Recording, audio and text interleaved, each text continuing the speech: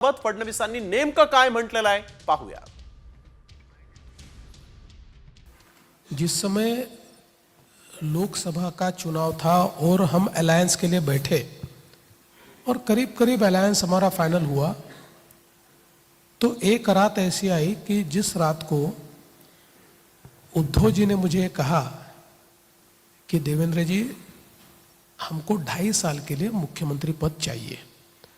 और उन्होंने कहा कि मैंने आपके वरिष्ठों के भी कान पे ये बात रखी है और अब अंतिम फैसला आज कर लेंगे और 2.5 साल के लिए हमको मुख्यमंत्री का पद चाहिए। रात में करीब 1 बजा हुआ था। मैंने कहा देखिए, ये कोई फैसला तो मैं नहीं ले सकता क्योंकि मेरी पार्टी एक पार्लियामेंट्री बोर्ड के थ्रू फैसला करती है। तो मैं ये प्रयास करता हूँ, हमारे अध्यक्ष अमित भाई है, मैं अमित भाई से बात करता हूँ।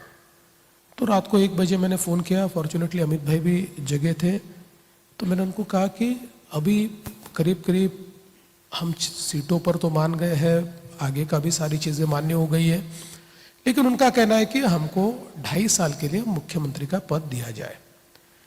तो अमित भाई ने मुझे कहा कि नहीं, हमको मंजूर नहीं है और आप उनको कहिए कि हमको मंजूर नहीं। मैंने कहा अगर उनका कहना है ये मंजूर नहीं है तो हम अलायंस नहीं करेंगे।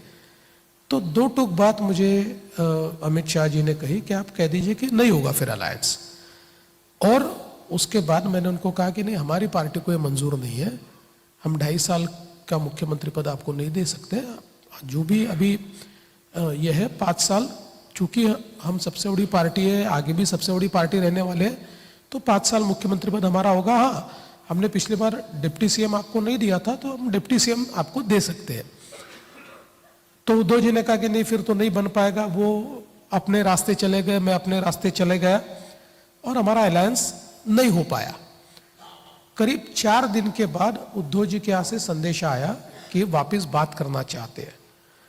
तो जो संदेशवाहक था, मैंने उसको कहा कि भाई अब देखो, इसमें नए सिरे से तो बात नहीं हो सकती। अगर वो अपनी 2.5 साल वाली मांग पर अड़िग है तो मेरी पार्टी उसमें मान्य करने को तैयार नहीं है। तो उन्होंने कहा नहीं, उन्होंने वो बात छोड़ दी है, उनको अभी 1 सीट बढ़ाकर चाहिए लोकसभा की। तर यानंतर एक मोठी बातमी, शिंदे सेनेकडून आमचे खासदार विकत घेण्याचा प्रयत्न सुरू आहे असा गंभीर आरोप विरोधी पक्षनेते अंबादास दानवेंनी केलाय। खासदारांना प्रलोभन दाखवली जात असल्याचा आरोपही अंबादास दानवेंनी केलेला आहे। सांसदों ने ही कल दिल्ली में स्पष्टीकरण दिया है और ये लोग पैसे का लालच बता के, कुछ ऑफर देके लोग खरीदी करने का प्रयास कर रहे हैं। लेकिन पार्टी सिर्फ पैसे पे नहीं चलती, पार्टी विचारों से चलती है। वो शिवसेना का प्रमुख जी का विचार लेके चलने वाले शिवसैनिक जहां के वहां है। आणि आता पाहूयात दिल्ली विधानसभेच्या निकालाच्या बातम्या।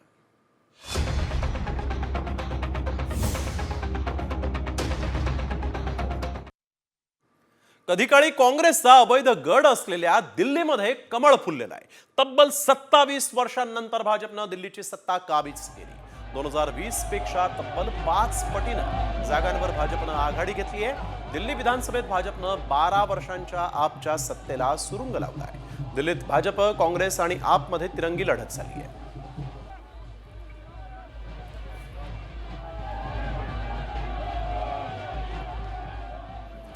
तर दिल्लीमध्ये आम आदमी पक्षाला मोठा धक्का बसलाय, कारण माजी मुख्यमंत्री अरविंद केजरीवाल यांचा देखील इथं पराभव झालाय।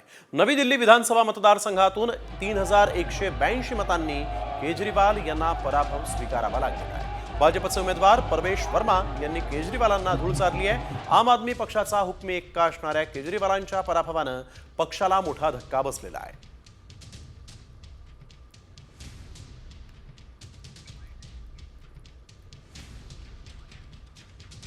जनता का जो भी निर्णय है, जनता का जो भी फैसला है, उसे हम पूरी विनम्रता के साथ स्वीकार करते हैं।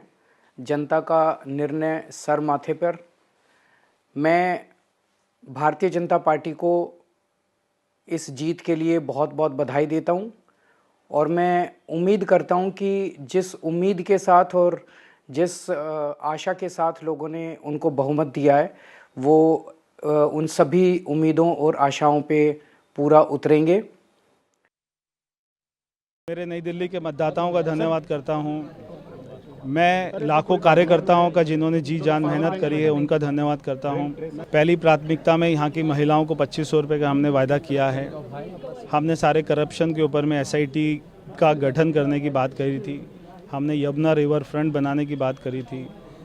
दिल्ली में पोल्यूशन कम करने की बात करी थी। दिल्ली में ट्रैफिक कंजेशन कम करने की बात की थी। सारी की सारी दिल्ली को अच्छा सुंदर बनाना, दिल्ली को अच्छी राजधानी बनाना, जैसे दुनिया में राजधानी होती हैं वैसा बनाना कि दिल्ली वालों को ऐसी राजधानी पे गर्व हो, ऐसी राजधानी मिलकर बनाएंगे। तो सारी हमारी प्राथमिकता है।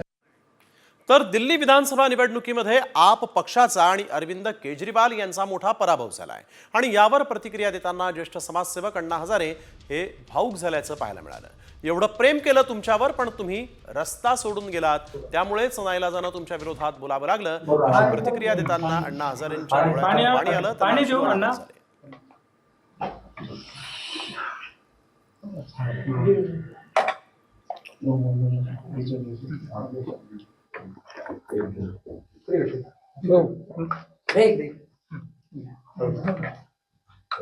राम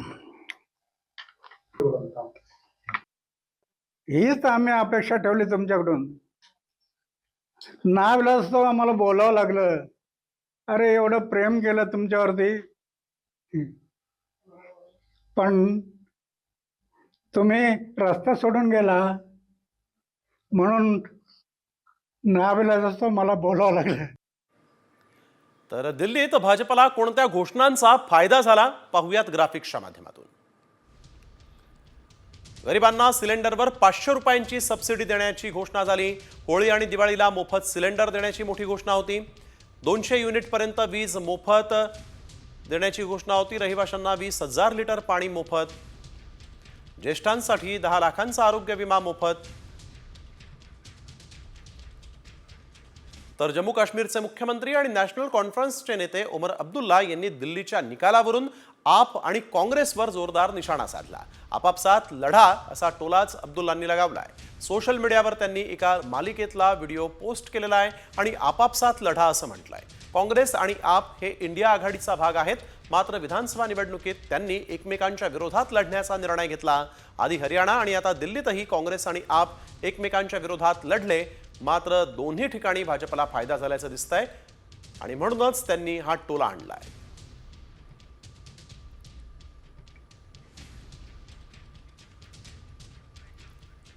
तर महाराष्ट्राचा पॅटर्न हा दिल्लीमध्ये राबवण्यात आला।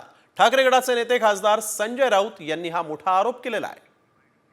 दिल्ली में भी महाराष्ट्र पैटर्न लागू किया है और महाराष्ट्र पैटर्न जैसा है वैसा ही दिल्ली में काम चल रहा था। चुनाव आयोग आंख बंद करके बैठा था और मुझे कल पूछा, मैंने कल कहा कि 39 लाख वोट जो महाराष्ट्र में 5 महीने में बढ़े, उसका आगे क्या होगा। तो मैंने ये कहा ये 39 लाख वोट अब बिहार में शिफ्ट हो जाएंगे, उसमें से कुछ दिल्ली में भी आए। लाडकी बहीण योजनेत अपात्र ठरलेल्या महिलांनी आता मिळालेले लाभाचे पैसे परत द्यायला सुरुवात केली आहे। पुणे जिल्ह्यातल्या महिला पैसे परत करण्यात आघाडीवर आहेत। त्याखालोखाल कोल्हापूर आणि अहिल्यानगरचाही समावेश आहे। ज्या महिलांच्या कुटुंबात 4 चाकी गाडी आहे किंवा ज्या बहिणी इतर सरकारी योजनांचा लाभ घेत आहेत, त्या महिला लाडकी बहीण योजनेसाठी अपात्र ठरत आहेत। राज्यामध्ये 2,47,00,000 महिलांपैकी तब्बल 5 लाख महिला या विविध कारणांमुळे योजनेच्या लाभासाठी अपात्र ठरत आहेत। तर महत्त्वाकांक्षी मुख्यमंत्री माझी लाडकी बहीण योजनेमुळे आता सरकारला चांगला आर्थिक फटका बसलाय। निकषांचं उल्लंघन करत गैरफायदा घेतलेल्या 5 लाख बहिणींना सरकारनं अपात्र ठरवलं, मात्र त्यांच्याकडून 6 महिन्यांच्या अनुदानाची 9,000 रुपयांची रक्कम वसूल केली जाणार नाही। त्यामुळे सरकारला 450 कोटींचा फटका बसला। विविध सरकारी योजनांचा लाभ घेणाऱ्या किंवा 4 चाकी वाहनं असलेल्या 5 लाख महिलांना या योजनेतून वगळण्यात आलेलं आहे। तर लाडक्या बहिणींची जबाबदारी आता ग्रामसेवकांवर देण्यात आली आहे। मुख्यमंत्री लाडकी बहीण योजनेअंतर्गत मृत्यू झालेल्या महिलांचा लाभ कसा बंद करायचा हे राज्य सरकार पुढचं एक मोठं आव्हान ठरलं। पेन्शन घेणाऱ्या व्यक्तीला दरवर्षी हयातीचा दाखला सादर करावा लागतो, मात्र जर तसा नियम केला तर कागदपत्रांची पूर्तता करण्यासाठी महिलांना धावपळ करावी लागेल। त्यापेक्षा ही माहिती अपडेट करण्याची जबाबदारी ग्रामसेवकांवर देण्याचा विचार राज्य सरकार करत आहे।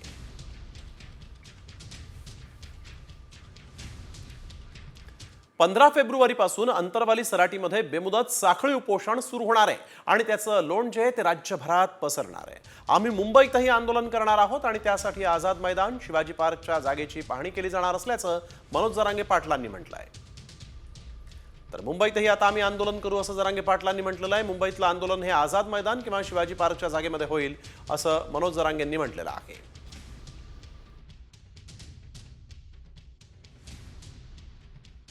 इथं 15 तारखेपासून साखळी उपोषण आता बेमुदत सुरू होत आहे. पुढे पुढे टप्प्याटप्प्यात हे राज्यभर वाढवलं जाणार आहे. आता प्रत्येक गावागावात वाढवलं जाणार आहे टप्प्यानुसार, टप्प्याटप्प्यानं आम्ही आझाद मैदानलाही पाहणीला जाणार आहे. तारीख लवकरच सांगतो आम्ही, कारण यांनी भयंकर फसवणूक केली. मुख्यमंत्र्यांशी, दोन्ही उपमुख्यमंत्र्यांशी किंवा सरकारशी डायलॉग ठेवला पाहिजे, सरकारशी बोललं पाहिजे आणि त्यांना जी काय आश्वासनं दिलेली होती, परवाच्या सुरेश धस तिथे गेले होते, ती नक्की शासन पूर्ण करेल. परंतु ज्या पद्धतीनं ओबीसी मधनं आरक्षण पाहिजे ही जी काय भूमिका आहे, याच्यामध्ये आमची भूमिका स्पष्ट आहे की ओबीसीवर कुठच्याही पद्धतीचा अन्याय होणार नाही, ही महायुती सरकारची भूमिका आहे. सिंधुदुर्ग जिल्ह्यातील कुडाळच्या झारापमध्ये हॉटेल मालक आणि त्याच्या साथीदारांनी पर्यटकांना मारहाण करून दोरीनं बांधून ठेवल्याचा प्रकार घडला होता आणि या घटनेचा व्हिडिओ समोर आलाय. या प्रकरणी सिंधुदुर्ग पोलिसांनी स्वतःहून गुन्हा दाखल करून घेतलाय. पर्यटकांसोबत असा प्रकार घडू नये म्हणून पोलिसांनी सुमोटो गुन्हा दाखल केलेला आहे. चहामध्ये माशी पडल्याचं पर्यटकांना हॉटेल मालकाला सांगितल्यानंतर 2 पर्यटकांना बेदम मारहाण करण्यात आली होती. याच्यावर कारवाई करायचं आम्ही बोलून मला माहिती आहे कोणाला हात उचलला की तुम्ही विचारला नाही कोणाला हात उचलला. गप्रे जरा हे बांधून ठेवलंच ना पहिल्यांदा, आता पुढची कारवाई करते मी. सोडा जरा सोड.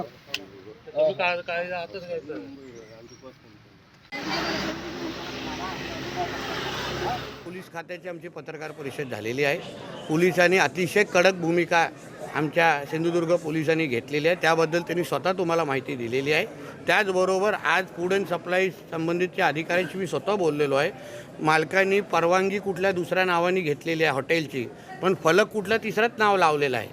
तर अशा काही हेराफेरी करणारे लोकांचे हॉटेल आपल्या जिल्ह्यामध्ये असू नये अशी भूमिकेचे आम्ही सगळेजण आहोत आणि आमचा जिल्हा हा पर्यटक जिल्हा आहे. अशा पद्धतीने पर्यटकाला अगर मारहाण होत असेल तर उद्या आमच्या जिल्ह्याच्या प्रतिमेवर फटका बसू शकतो, हे आम्ही व्हायला देणार नाही.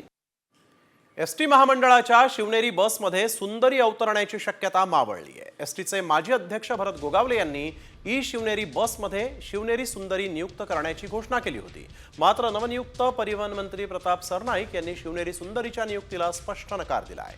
त्यापेक्षा एसटी प्रवाशांसाठी सुविधा वाढवण्यावर भर देणार असल्याचं सरनाईकांनी म्हटलेलं आहे.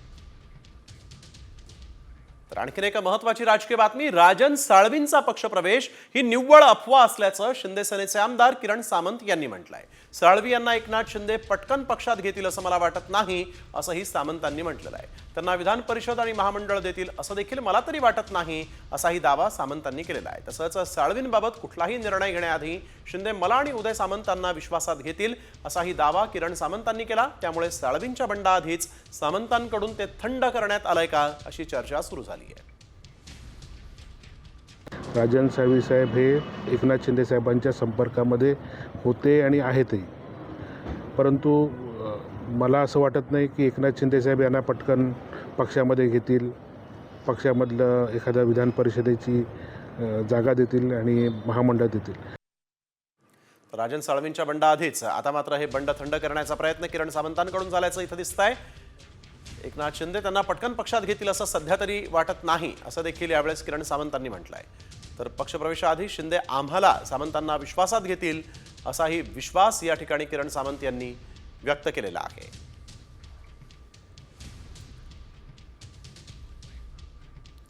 परभणीमधून मुंबईच्या दिशेने निघालेला लॉंग मार्च हा स्थगित करण्यात आलेला आहे. परभणीच्या पालकमंत्री मेघना बोर्डीकर आणि आमदार सुरेश धस यांच्या शिष्टाईला इथं यश आलं. हा लॉंग मार्च नाशिकमध्ये दाखल झाल्यानंतर बोर्डीकर आणि धस आंदोलकांच्या भेटीला पोहोचले आणि यावेळेस धस आणि बोर्डीकर यांनी आंदोलकांशी चर्चा केली. पहिल्या दिवशी कोणती घटना घडली त्या दिवसापासून संपूर्ण न्यायालयीन चौकशी सुद्धा याची होईल. फक्त पोलिसांच्या वरती गुन्हे दाखल करणे हे मला वाटतं संयुक्तिक होणार नाही. त्यांची मला वाटतं बऱ्यापैकी कान उघडणे आता डिपार्टमेंटने केलेली आहे. गुन्हेच दाखल व्हावे असं काही आग्रह धरू नये असं माझं मत आहे. त्याच्या उपर तुम्ही जसं म्हणा त्याच्या उपरही 156.3चा रस्ता तुम्हाला मोकळा आहे बरं का, त्याचा वापर तुम्ही करू शकता. परंतु तर परभणीतला हा लॉंग मार्च आता स्थगित झालेला आहे. वळूया पुढील बातमीकडे. राज्यात गारवा कमी होऊन उन्हाच्या चटका जो आहे तो आता वाढताना दिसतोय. फेब्रुवारीच्या पहिल्या आठवड्यापासूनच तापमानाचा पारा हा चढाच असल्याची नोंद हवामान विभागाने केली आहे. बहुतांश ठिकाणी तापमानानं 36 गाठलेली आहे. राज्यात बहुतांश ठिकाणी किमान आणि कमाल तापमान वाढलं असून मध्य महाराष्ट्र, मराठवाड्यामध्ये उष्णतेचा चांगलाच चटका जाणवू लागला आहे. बहुतांश ठिकाणी तापमानाचा पारा 35 अंशांच्या वर गेला होता. राज्यात कोरड्या आणि शुष्क वारे जे आहेत ते वाहत असून आकाश निरभ्र राहणार असल्याचा अंदाज हवामान विभागानं वर्तवला आहे.